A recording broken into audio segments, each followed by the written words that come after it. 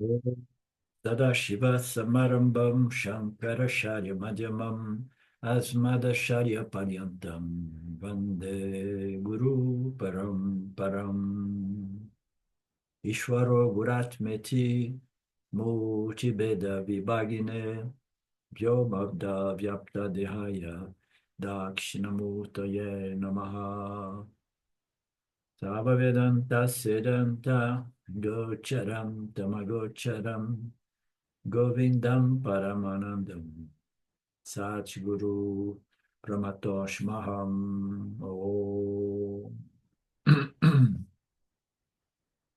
Om Shanti Shanti Shanti Om. We begin chapter 8. We have seen the conclusion of the seventh chapter, in which Krishna has introduced some new concepts.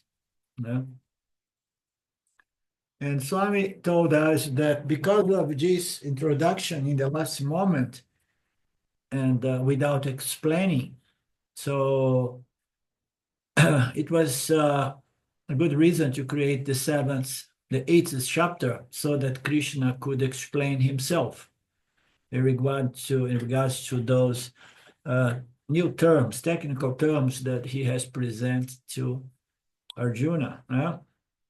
So he introduced 6 terms: Brahma, Karma, Adhyatmam, Adhibhutam, adhidaiva, and adhiyajñā. So let's try to understand what is adhiyajñā, adhidaiva, adhibhutam, what he meant by those things. Swami is going to help us here. And not only he introduced these 6 terms, and he also introduced the concept that at the time of our departure, we should remember the true nature of God, the true nature of the self. So it was presented as a important sadhana discipline, remembering God at the time of death. So Arjuna got curious about that, and why Krishna talked about remember Ishvara at the time of death. Naturally, there must be some significance, otherwise Krishna Guru would not have brought it up. But then all these questions, 7 questions came up, 6 relate to those 6 technical terms, plus 1 regarding the concept of why it is so important to remember God at time of death. That brings about the 8th chapter. It's a short chapter. It's only, if I remember, 30 verses or 20 verses.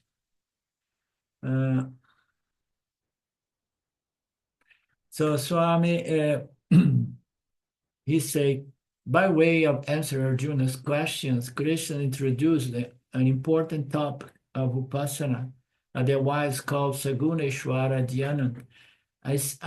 I had said before that in the middle section of the Gita, from the 7th to the 12th chapter, the central, on the 13th, we begin the last third of the Gita. Krishna would be focused on highlighting the Upasana. Okay, again, we know that in the 6th chapter, it was all about Upasana. And this middle session is all about Upasana, but after Swami Krishna having addressed the importance of Upasana and the fact that Upasana requires an object of Upasana, and the object must be a symbol of Ishvara or Brahman. And then after that, we moved into understand the nature of Saguna and Nirguna Ishvara. So we went from Upasana on a symbol of God, and then we went for several. We have been, now I'm always confusing because with my Portuguese class, we already on the end of 12th chapter. But here we just moved from the 6th to the 7th and now the 8th. So we are moving more and more into the nature of this object of upasana for the sake of upasana sadhana. Yeah? The 6 chapters, the first 6 chapters, the first session of the Gita, Karma Yoga, the sadhana called Karma Yoga was the main topic. In the middle part, upasana is the main topic. Therefore, the 8th chapter begins with Arjuna's question. And now we go into the first chapter, the first verse. Arjuna asks, what is Brahman? What is adhiyajñā? What is karma? What is said to be adhibhuta? What's said to be adhidaiva or Krishna? So let's see if there is anything new here. Brahman, the term was mentioned on the 29th verse concluding the previous chapter, I believe. No, it was much before. No, concluding. Krishna used the word Brahman, Brahma instead of Brahman. Therefore, Arjuna wants to know what is Kim Tad Brahman? What do you mean by Brahman? So is there any difference between Brahman and Brahma? Sometimes Swamiji use both as the same thing, you know? In the same way we we tend to use Shwara as Brahman many times, you know? So the point is, what is adhiyajñā? When I read those 2 verses, I just, my inclination was to say that it's the adi is the primordial, the real nature of the atma. So I immediately translate it that way, but I may be wrong. Let's see what Krishna wants to mean by adhiyajñā. Yeah?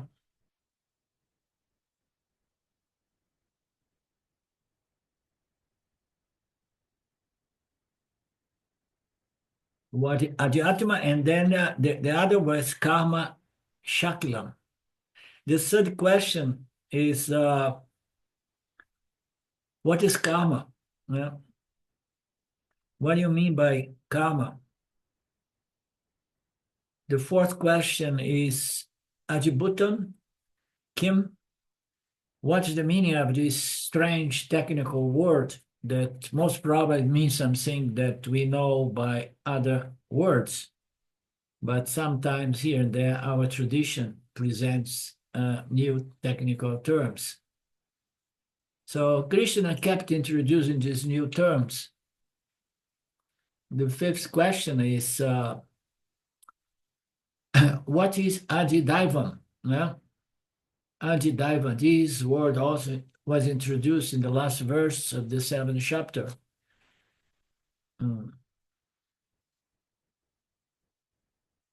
So Krishna addressed and Arjuna addressed Krishna, asking him to answer all these 5 questions.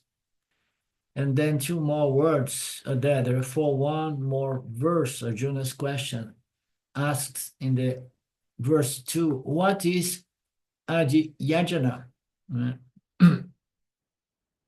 How does he remain here in the body? Who is this adhiyajñā? How does this adhiyajñā remains here in the body? And how are you to remember at the time of death by the self-disciplined mind? So he's already present a question with an answer or indication of the answer. You know, it's just referring to the self, to Brahman, to consciousness, and he says that it is within the body now and needs to be remembered the time of death, but one requires a huge vasana, which by in turn requires a huge effort or discipline to be developed, right? So is the Aham Brahmasmi, I am limitless consciousness, the only reality, is what can give us great peace and comfort at the time of discarding, of leaving behind the physical body. So how am I going to remember this principle at the time of death? I understood. So he's saying, what is this? But he's already connecting this adhiyajñā with God, because I have to remember this thing. So 6 questions. And Arjuna also adds another one. The question is, what is adhiyajñā? There itself, he adds a clause. Katan asmi dehera. How does adhiyajñā reside in the body? So he is making a derivation, say, so what is this principle, this divine principle that resides in the body and somehow leaves the body? So why should I remember that? Arjuna speaks as if consciousness resides in the body, maybe not clearly aware of the fact that consciousness resides all over as the only reality, all pervasive. He does not know what is this adhiyajñā, but he heard that it somehow vivifies the body as if residing in the body, like the space we see the clay pot. Perhaps he has heard somewhere, and that brought this other question. Then we have the last 7th question. What is the important, the significance of remembering God at the time of departure? Is there any significance in remembering God at the time of departure? And moreover, how can a person remember God at the time of death? More often than not, the person goes unconscious or has a very weak mind that somehow becomes an obstacle in remember the true nature of reality as limitless consciousness. So how one is going to remember God at the time of death? So you cannot count, my take here, we cannot count on our conscious mind. Tell you, our conscious mind, it gets so weak with any kind of illness, and just imagine when we are totally sick, close to leave the body, the entire body-mind complex is very weak. You cannot rely on your conscious mind to remember that. You need that properly established in your subconscious mind or in your causal body. How can I manage to remember God if I don't know the circumstances? So just imagine I had a car accident and I have no time to remember God. So I am a Yanni, but I have a car accident. We never know. So when I'm sick and about to leave the body, all faculties are failing, weakening. How can I remember God at that time? If there is a technique, please tell me. At the time of final journey, the last journey, leaving the body behind, when I'm taking my leave and I'm leaving behind all my mamakaras, people, place, objects, things, possessions, associations, things that I love, my dear and near ones. So when I'm leaving everything, so how am I going to remember you, God? The mind has to have developed such vairagya, a huge vairagya. I was contemplating a little bit today when I was feeling very sick earlier. I was saying like, so I don't know, there is another, I think on my other class in Portuguese, it has come up the topic of fear of death as well, very strongly. And why people are afraid of the death, why humans are so afraid of death, So the answer is very simple on the intellectual level, because I believe that if the physical body dies, I die. Total identification with the physical body. And then the solution is a totally identification as free, limitless consciousness. But how to transfer your identification to mortal body to the immortal consciousness is the entire Vedantic process, through Shravana, Manana, Nididhyasana. And it's said that we need to develop certain qualifications. And these qualifications, they sharp intellect, capable of discriminate, understand the atma from the anathema, understand the limitations of the anathema mithya reality, which includes our physical body, our experience. So we have to have a huge viveka playing for you, working for you. So a good intellectual mind, discriminating faculty. And that is for discrimination, dharma and the dharma, and satya from mithya. And then side by side with this viveka, we need to develop also vairagya. Vairagya is not possible unless I really sharpen my viveka, the ability to see, how limiting everything in this mithya world is, and nothing really delivers what we are seeking for in the world. Okay, worldly gains is never going to satisfy us. So you need to develop a vairagya to an extent that you say, no, it's okay, I had enough. I had no desire to continue. Oh, Ishwara, you want to take me? Thank you. I see no value in this incarnation. I thank you for the opportunity, but there is nothing here that's going to add any value or any happiness or any peace to me. I understood my true nature, ever free and peaceful. So how are you going to be okay with living the body? Is just a total dispassion, a total disinterest to continue experience this duality here on this 3D order of mithya. So you are just and it's not like that one is experimenting a dislike, a huge rejection, a huge, how you say, repulse towards duality and the experience of life. No, it's not like that. If it is like that, there is a problem. There is attachment and binding, potential for binding, vasana of repulsion, of trying to get out of here at any cost, and I don't want to come back, So the wise is okay to come back because he knows that the Lord knows what is the best for us.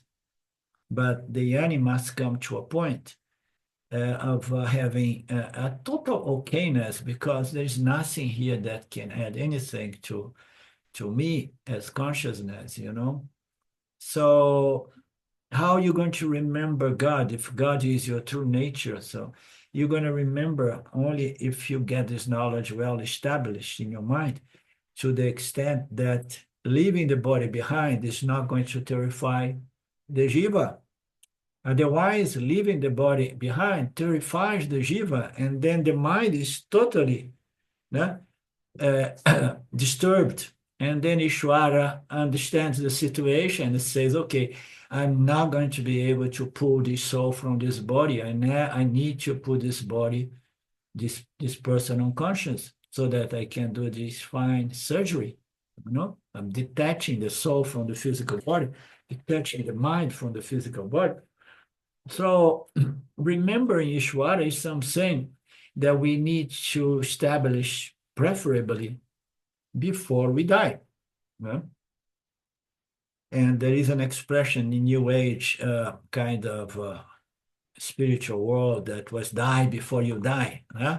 So die from the conviction that you was this mortal physical body, before you die, so that when your body dies, I don't die. The body's dying, exactly like Brahmana has realized on the spot. So how I'm going to remember? Give me some technique. I'm going to have to be so much control and discipline to remember the Lord at the time of death. How can I develop this self-control to remember God at the time? So this is the seventh question regarding this antakala smarana, fear of death. So Madhusadana is not the eighth question. Madhusadana addressing the Lord, hey Krishna, who has destroyed the Asura, known as Madhu? So Madhu, etc. Why this Madhu came into the play? Maybe it's in the verse. Let me see, I did not read.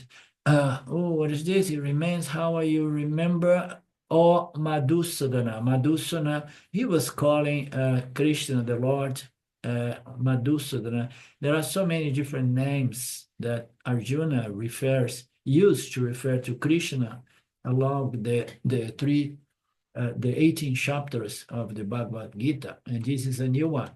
And Swami is going to give a hint of why he used that.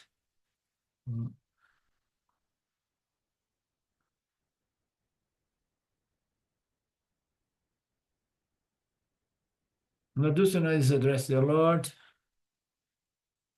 Krishna, who has destroyed the Asura. Madhusa was this deity that destroyed the Asura, Asura known as Madhu. So é o destruidor de Madhu, destruidor dos Asuras, the killer of evil, killer of ignorance, killer, destroyer of Madhu. In philosophical symbolism, Madhu is also meant as the totality of all karmas as well. In Mundaka, Madhu seems to appear in those terms, meaning of Karmapala. Karmapala is another, is also referred to by the same Madhu word. If you take Madhu as all karma, so Madhu Dasnaha, which he was referring to Krishna, is the destroyer of all these Sanchita, Gamin, Parabhada karmas. No?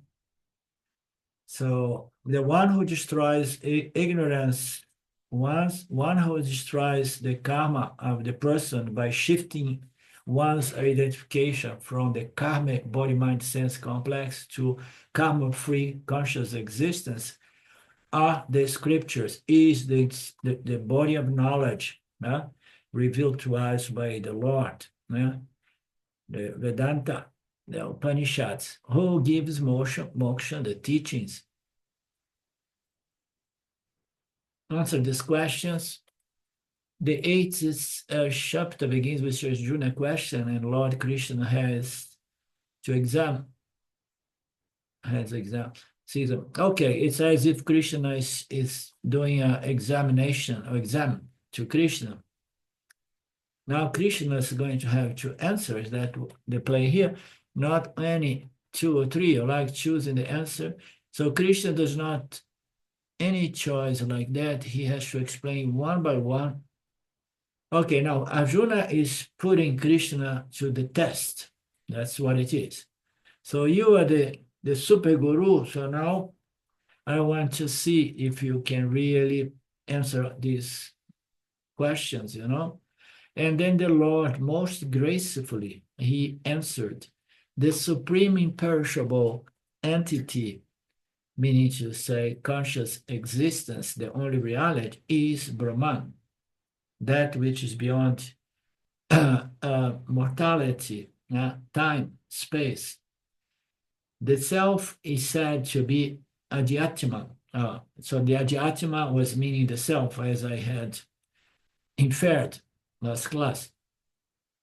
The sacrificial offering, which brings about the origin of beings, is known as karma, very profoundly. And of course, Krishna is being a little bit stingy, not offering much of unfoldment or commentaries, but he knows that he can rely on our sampradaya and our gurus to explain it better. Huh?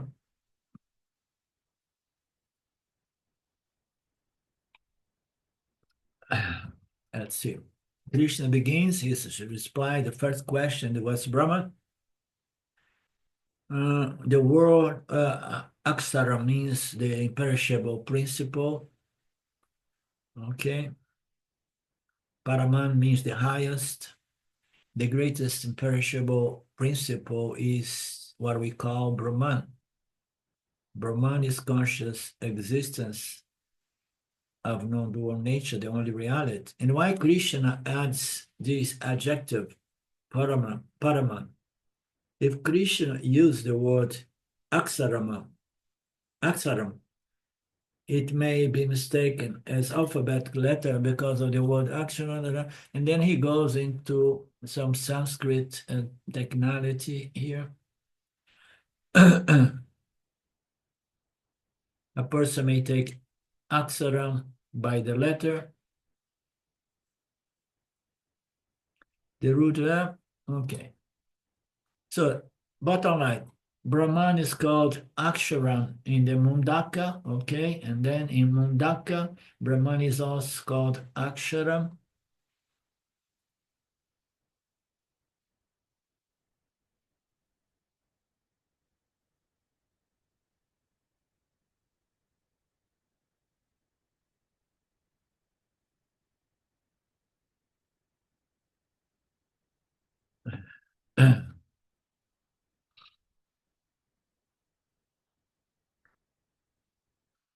Okay.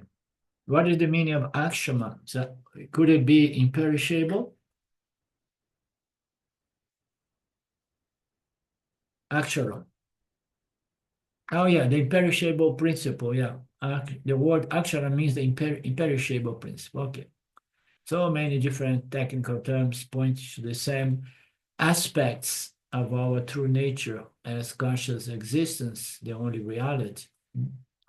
This imperishable principle is called Brahman. And not only that, but Krishna adds Paraman, Brahman.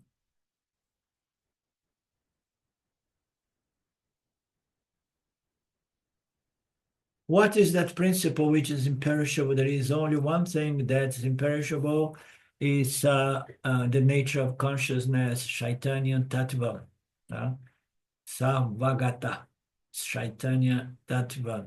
Is the only entity which remains free from time.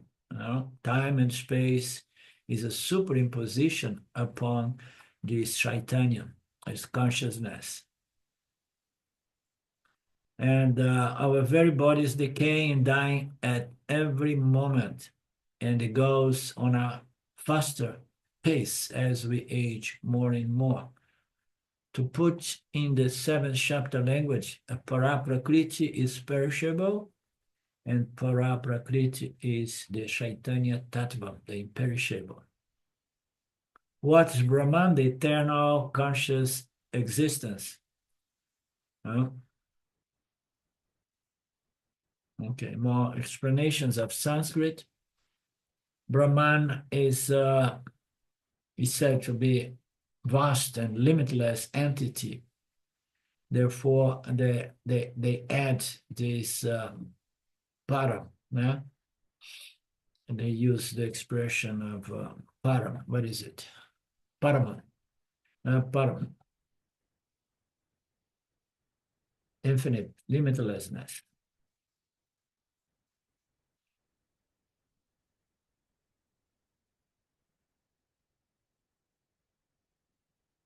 But that which is superlatively big, huge, vast, one without a second, that which is superlatively limitless entity is called Brahman. So with this, Krishna has answered the first question but very briefly. Krishna does not elaborate because this Brahman has been talked about extensively as the para prakriti in the 7th chapter. Therefore, if you want to know more, remember more, listen more to the nature of Paraman Brahman, go to the 7th chapter and listen to the teachings on para prakriti. Because Krishna's teaching begins with the word Aksharam Brahman, the very chapter is called Akshara Brahman Yoga. This chapter does not begin with that word. Krishna's teaching begins with Akshara Brahma Parama. Okay, therefore the chapter is entitled Akshara Brahma Yoga. Then Krishna comes to the second question. What is the second question? Who remembers? If consciousness is all-pervading, it must be within the body also. He wants to know the location. The very all-pervading consciousness must be existing within the body. That is the assumption of Arjuna. Where is this consciousness, this Brahman, this consciousness, Chaitanya? Where is this located? It seems to be located in the body.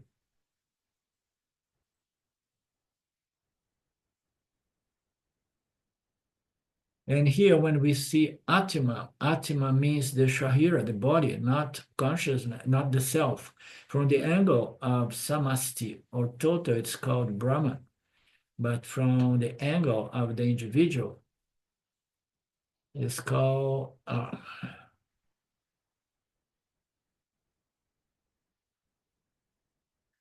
we see the body. The consciousness looked from the angle of Samasti or total. It's called Brahman. When the very consciousness look from the standpoint of the individual body-mind, it's called adhiyajñā. Yeah. Okay.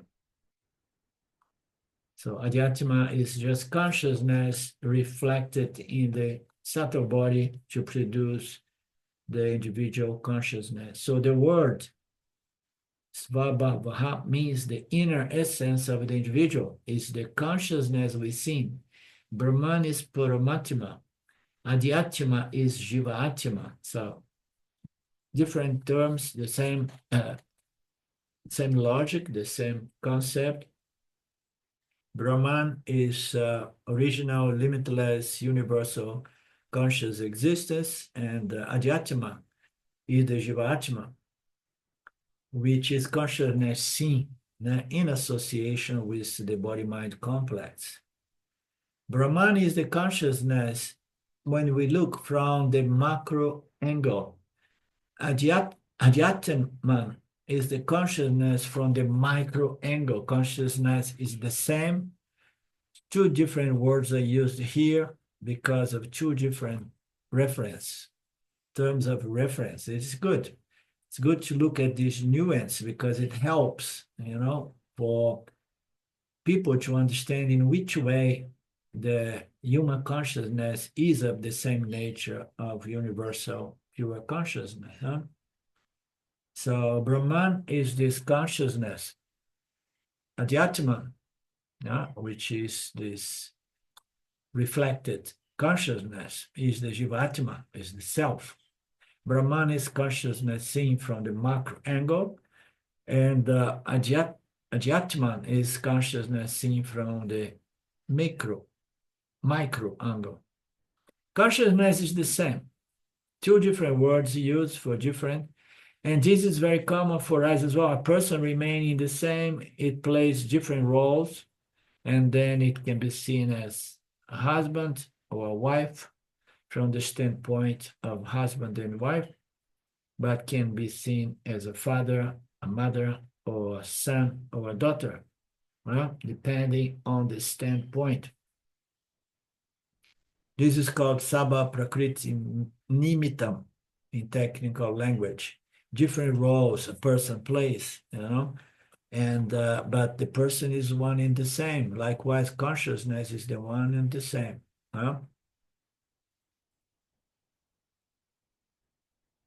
What is making a difference there is the name, nama.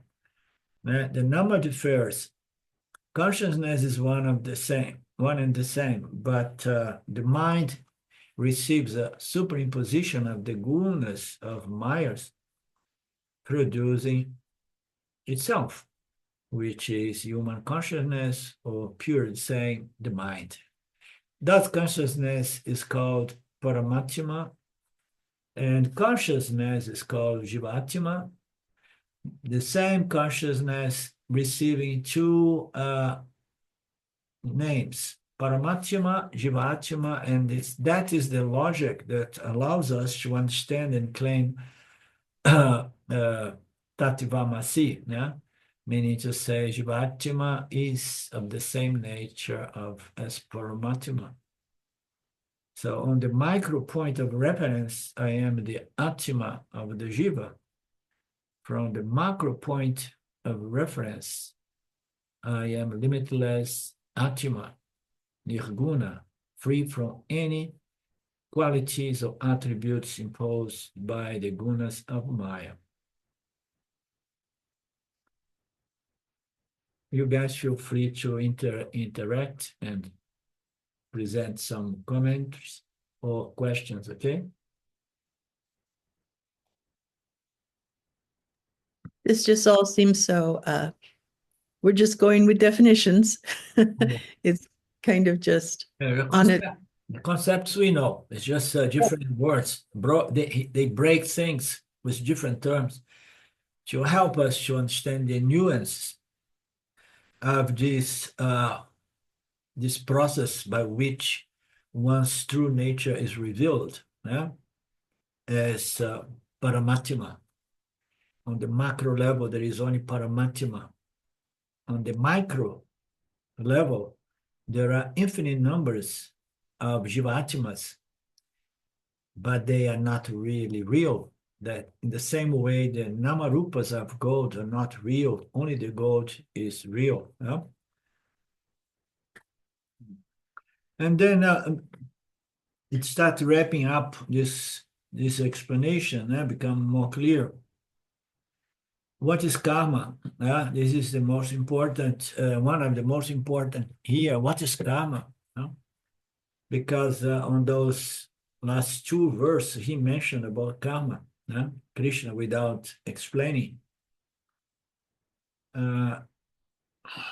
All the actions, deliberate actions of human beings, which are responsible for the future creation.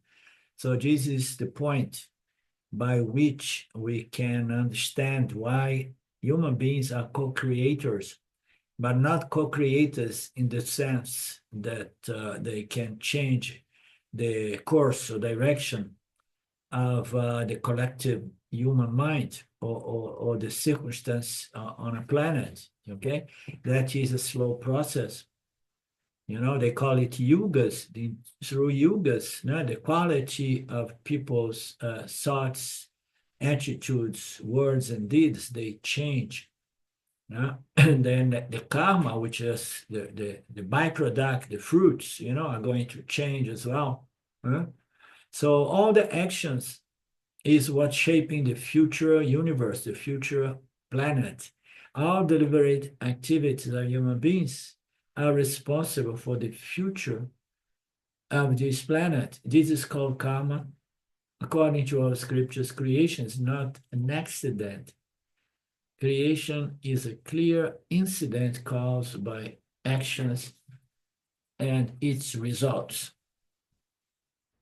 So this is it's very difficult for common people who did not submit to this entire body of teachings of the Vedanta and the Vedas, to understand that the role of Jiva properly. It's not that, oh, I have control over my life. No, I'm co-creating, and if we want to co-create a better future for humanity, we need to develop some spiritual vasanas, which are going to compel us to act, in harmony with Dharma and with a firm conviction of our superior nature that can touch the hearts of other people as well.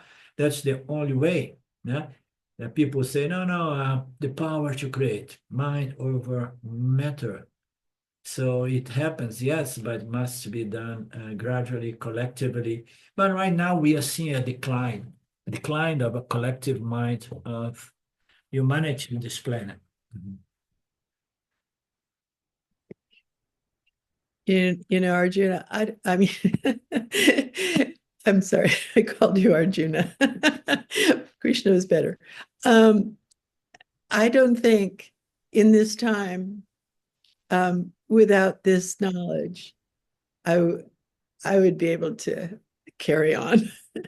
It is so beautiful, Fundamental. you know, so wonderful that I came to this Yeah, during this. fundamental. Otherwise, we are completely lost Oh, so grateful. in the world. Yeah. Okay. All of this is karma. If we think that the world is really going down very fast, it's karma. This is the prarabdha on a collective level manifesting. We need to have this understand so that we can stand with balance and elegance, receiving, accepting what's coming, whatsoever comes. So, and it's not by accident, it's the result of all my past actions, but not only my action, the action of all jivas. You were born because of your karma, says Swamiji. The individual birth is because of individual karma of a certain individual soul.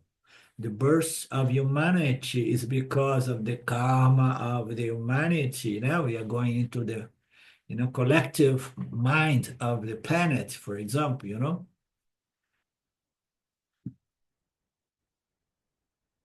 Therefore, Krishna says, Bhuta means the existence of living beings, means that which brings about another birth, is my desire for continuity. Means that which brings about the existence of every living being is what? An insistence of a living. I want more. I want more experience of duality, I'm not done. I still enjoy the show, pleasure and pain show. I don't want to leave this. Can you guess and understand the difficult for us to really get this so-called moksha, because vairagya has to be thoroughly established, and it's only possible if you have a very profound understanding that this order of reality is a kind of a school. And once you graduate in any kind of school, you don't want to remain that school anymore, You want to move on, you want to be free. You don't want to be an experiencing entity, because every experienced entity is going to experience the complementary opposite pair. Oh, no, but I go to a better lock, but there as well, you're going to be exhausting and experiencing duality. The opposite parts are going to appear more and more as you exhaust too much, most of your punya. And you start as just slowly coming down on lokas a little bit more dense, because lokas are just the state or the vibration frequency of energy of one's mind. That is karma. So why he brought karma into the equation here, is because human beings, they want this duality, and they have their desires and aversions, without which this universe would poof of existence. Why I was born here and not there, why I have brother like this, everything is karma. Swami is just going, why I had certain parent, that's what you deserved, Why I have a weak body? That's why you deserve it. It's karma, you know. Why I have a strong body? It's karma as well. Everything is because of karma. That's what our scripture presents us. And of course, when we go through Mandukya, Karika, Gaudapada demolished this theory of creation from karma. So the most elegant theory of creation is, I forgot the term in Sanskrit, okay? But it's all originate from karma, you know, but even that has some defects or flaws, that theory. Yeah? But leaving behind the concept of how this came into place, you know, how it was originated, we know that it was not really originated, it was apparently originated. We know that the mechanism, the laws and principles governing this apparent order is moved by karma. We cannot deny that, you know, we only get what we deserve, results, fruits, you know, on the personal level, collective level, and universal level. And then Swami plays a joke that he enjoys very much. He says, I get beautiful students, disciples like you because of my good karma. And you got a teacher like me because of your dash, dash, dash. You decide if I am a good karma or bad karma for you. Know that everything that happens is the result of our actions. When you take the creation as a whole, we say this present universe creation is the result of the past creation of the previous universe. Because our scripture says that from time to time, Maya wants to have a nap, and then he just pulls. He just he collects the entire projection of all beings, sentients and inerts. He brings it into the macrocosm, prakriti of Maya, now the causal potential manifestation retains as a seeds of the next creation. Then he wakes up, and then creation begins playing again. They say that it takes so many thousands of millions of years for none of this is relevant. But what is relevant is the understanding that everything that we experience is the byproduct of karma on a personal level and collective level and universal level. Remember, this theory also frees Bhagwan or Ishvara from any responsibility, because we know that Bhagwan is not responsible because it is the system, you know, it's the system. And the system is going to be better or worse according to the quality of the collective karma of civilization. Yeah? So it's not that Bhagwan's wish to project it. Bhagwan does not have any investment. Bhagwan is the system, the real system, not the political system, the real system. Shwara, Jiva, Jagata, and all the laws holding it together. Among those, the most important is ethical, moral, karmic, psychological laws. So, in Brahma Sutra, it seems Swami was also unfolding the Brahma Sutra. One of the Bhagwan is not responsible for the creation, so the the Swamis there, now the Vedantins have come with that. Bhagwan is not responsible. That's my take as well. The type of creation and the necessity of the creation, it depends on the jivas, you know. We ask for it the same way we ask for another day. If we have a terminal disease, we say, oh God, one more day, please. I want to look around one more day. My mind is kaput. but hold me in here because who knows? I'm still praying for a miracle. No?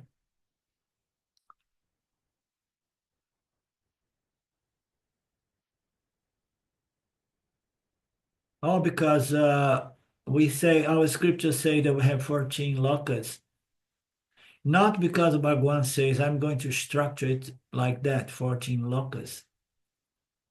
But no, everything happens following this supreme intelligence. And we have kind of 14 levels of karmas, okay? So we have 14 levels of human minds vibrating on a certain frequency that is going to find its place in that which we call lokas or dimensions or realms. Everything is, when I say that Ishvara and is a joint, I often say it's a joint venture between Ishvara and Jivas, because Jivas is going to produce, to present one's intention, desire, and its own vibration, and mental vibration and so on. And Ishvara is just there, as James used to say, facilitating this process. The process is nothing but simply processing karma, processing vasanas, purifying your vasanas, you understand, from life to life. But what I was going to say as well is that the jiva is the one who is totally invested into the need for continuation. Ishvara has no investment, has no desire, there's no karma. Ishvara is not involved in the projection. Ishvara is just that which allows jivas to project this order of reality. So Ishvara fundamentally is conscious existence, and this meteor reality is projected by the jiva, but the jiva does not know how to hold it. Ishvara has to come and say, okay, I understood, you guys want more, I'm just taking my measurements here. I know that things are not looking very good. You have some options here. You can go to different places, different lokas, different physical dimensions, maybe, who knows, no?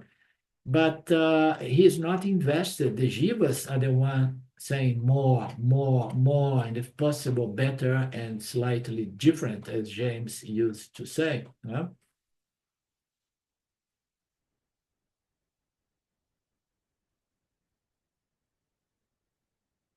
Do you understand, Philip? No? The jiva must come to a point to say, enough. I have gone through all pleasure and pains, experience, and I'm no longer invest in experiencing duality as if I could add anything to my fullness, peace, and completion. Nothing. Very profound Huh? in that. Very profound in that. All people seek ways to extend their time on this planet. It's ignorant. Yeah. Most of the super rich, the elite super rich, they know that with artificial intelligence, very, very soon, the very rich are going to be able to live 150 or more years. And some of them are preserving the body before it dies in a kind of coma, a deliberate coma, waiting for technology to allow the extension of life or even reverse of aging. So they don't want to go, And so who is going to say, no, it's enough, I have had it, It's only someone who is really satisfied, isn't it, Mark? You need to be satisfied. No, it's like going to a dinner. So your friends, your neighbors call you, and then you start eating the first dish, the second dish, third dish, and then fourth dish, and you say, can I have still more of the first and the second? I'm never satisfied, okay? This is a problem. One must come here and digest experiences, you know, pleasure and pains, to the point that one says, enough. I'm no longer interested in experience. But I'm not against it. If Vishwara decides that I need to stay a little longer, you know, I respect the Lord, because this structure is very, very precisely, intelligently designed. The perishable creation is adhibhuta, also called Hiranyagarbha. And now, the perishable creation, this universe, the physical realm, you know, our Vyavaharika. And the Hiranyagarbha, which is the collective mental universe, you know, is referred to as adhidaiva. Yeah? So the physical is adhibhuta. Yeah? It comes from the elements. Yeah? And the mental, the subtle body of the universe, the collective mind that many times we refer as the collective, the entire mind of God, you know, is myself, he says. I, myself, who reside in the body, is adhidaiva, you know, the mind, omniscient, omnipresent, the totality of everything ever known, past, present, and the future. You know? Oh, Arjuna, the best of the embodied. And then he just praises Arjuna big time. So Krishna answers 3 more questions here. Krishna answers, every perishable thing in the creation is called adhibhuta. And Katsara Bhavada. Bhavada means an entity. Well, an entity that's bound by time. Therefore, it's an entity that's perishable. Anything that you object, including your very physical body, is adhibhuta. Okay? And Kshatraha means as opposed to Akashara. Yeah. It's perishable. Anything that grossifies within space is perishable. Okay? All the 5 elements come under the adhibhuta, the sun, moon, everything. That comes from the elements, physical elements. Physical body also comes from those elements. Therefore, our bodies are perishable. Any doubt? If you have any doubt, look at the pictures of you 30, 40 years ago and look at yourself in the mirror now. And everybody, due to this mistaken identity with the perishable body, look for security above everything. I want security. The ultimate search for security is the search for the magic pill that's going to bring about immortality. This topic of the magic pill that's going to make us immortal has always been in the mind of the humans, high up there on the elite. You know, we must reach, I can't accept mortality anymore. You understand? So that's the 4th question answered right here. Then he goes to the 5th question. He is going to define Purusha. Here, the word Purusha means Hiranyagarbha. So you see, it's not that Purusha here means Hiranyagarbha, period. No, here, in this context, it means Hiranyagarbha. You know? Hiranyagarbha is the totality of the mind of all human beings. Total consciousness associates with the total pratibhasika and total mind of all individuals. No, pratibhasika and total mind of all individuals. So you have the collective mind associate with total knowledge, and a lot of this knowledge is bad knowledge, as we know. The Jivas, they hold a lot of bad knowledge.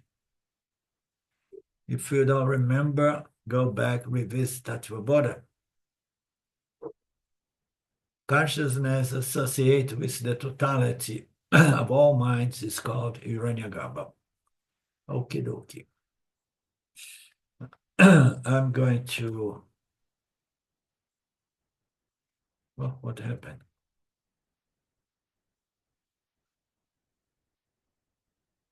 What page we were? Can you tell me, because it jumped here?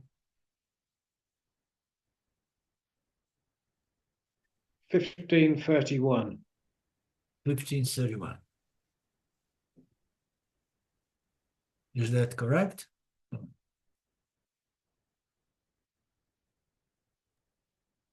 Yes.